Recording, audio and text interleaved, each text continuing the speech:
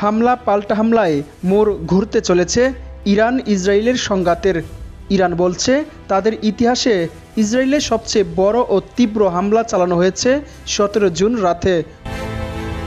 অপরদিকে ইরানের রাষ্ট্রীয় সম্প্রচার কেন্দ্রে হামলা ও দেশটির শীর্ষ কমান্ডারকে হত্যার দাবি করেছে ইসরায়েল। এমন পরিস্থিতির মধ্যেই এবার ইসরায়েলের দুর্ধর্ষ গোয়েন্দা সংস্থা মুসাদের কার্যালয় ও সামরিক গোয়েন্দা কেন্দ্রে একযোগে ক্ষেপণাস্ত্র হামলা চালিয়েছে ইরান। তেহরান বলেছে দুই দেশের মাঝে ক্রমবর্ধমান উত্তেজনার মাঝে 17 জুন তেল আবিবে মুসাদের কার্যালয়ে এ হামলা চালানো হয়েছে। ইরানের আধা সরকারি বার্তা সংস্থা তাসনিমের প্রতিবেদনে বলা হয়েছে, ইসরায়েলে একটি সামরিক গোয়েন্দা কেন্দ্র ও মুসাদের অভিযান পরিকল্পনা কেন্দ্রে ক্ষেপণাস্ত্র হামলা করেছে ইরানের ইসলামী বিপ্লবী গার্ড বাহিনী আইআরজিসি। এক বিবৃতিতে আইআরজিসি বলছে, ইসরায়েল সেনাঘাঁটি ও মুসাদের পরিচালনা কেন্দ্রে নিশানা করে ক্ষেপণাস্ত্র হামলা চালানো হয়েছে। এইসব ক্ষেপণাস্ত্র লক্ষ্যবস্তুতে সফলভাবে আঘাত এনেছে বলেও দাবি করেছে ইরানি এই বাহিনী। আইআরজিসির বিবৃতিটি ইরানের রাষ্ট্রত্ব টেলিভিশনে প্রচার করা হয়।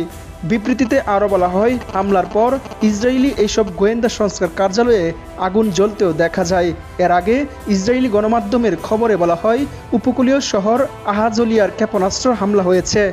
ইরান থেকে চোরা ওই ক্ষেপণাস্ত্র সেখানকার একটি সংবেদনশীল স্থানে আঘাত এনেছে।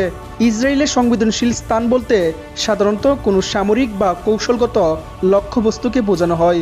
যদিও কাতার ভিত্তিক সংবাদ মাধ্যম আল জাজিরা জানিয়েছে, আপাতত হারসুলিয়াতে গণমাধ্যমকে প্রবেশ করতে দিচ্ছে না ইসরায়েলি কর্তৃপক্ষ।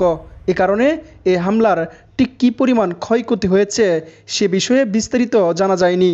তবে অসমর্থিত সূত্রের বরাতে বলা হয়, ইসরায়েলের ইন্টেলিজেন্স কমপ্লেক্সের আশেপাশে আঘাত হেনেছে ইরানের ব্যালিস্টিক ক্ষেপণাস্ত্র।